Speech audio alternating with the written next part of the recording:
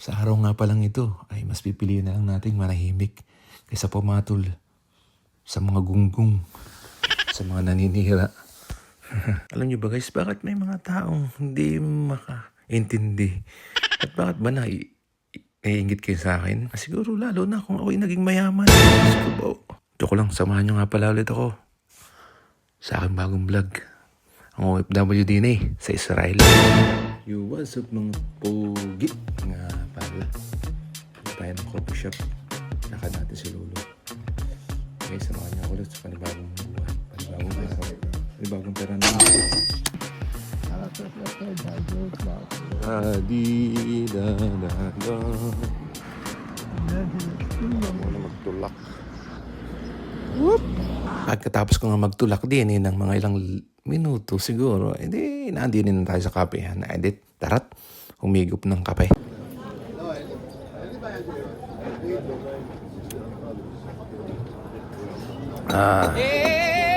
Kaya pagkatapos nga pala namin ni Lolo, edi umuwi na nga pala ako. Tinignan ko rin nga pala rin bigay ni Lola at lagyan ko daw ng sapatos. At pag open ko nga sobrang haba pala at hindi man pala pwede din. Kaya ayun, si Lola ay umiyak. Ay kinaman na. Kaya pagkatapos ko nga palang tingnan, ay yun. Tara na, uwi na tayo sa plat. Punta na nga pala tayo guys ng plat. May birthdayan muna tayo. Let's go guys. Pala si Kuya Kim. At ang lawin. Salang muna tayo guys, tara. Iset aside ang manok. Imawal ang tanong sa pagkakawat ng mata. Tuyo. Nag-anan ang manok. Pagkaraan ng ilang minuto. Tingnan ang manok. Pagkaraan pirat. Kung buhay pa ba? Pag hindi na,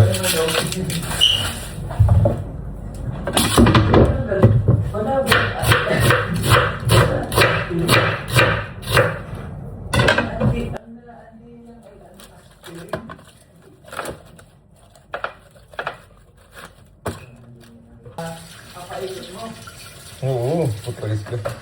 Pwede ni. Ano mo ulit? Binayin mo ulit ba? Ay, doon na lang sa air fryer. Ang mabilis. Hindi nga, kasya. Pagkatapos ko ang salpakan na rin sibuyas, tsaka na rin onion leaves, dera. Bera, ipasok na yan sa oven. Aring nga habang tayo nag-iintay, arit nga pala at naglinis nga pala si Kuya Edwin Dine at saka rin kapatid kong maingay na si Kuya Jarwin. Makalipas nga pala ang isang araw at isang minuto, ay arin na. Ang itsuran niya ngayon, mukha na siyang manok. At arin na nga pala, 3D na. At arin na rin ang mga pagkain. Tara, montags.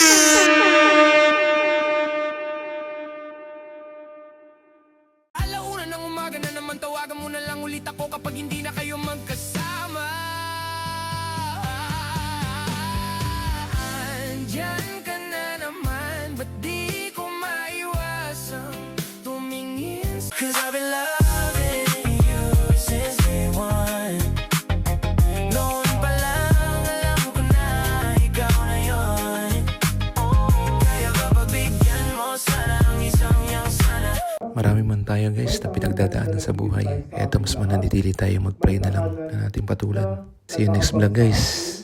Ako nga pala, ang OFW din sa Israel. Peace yo!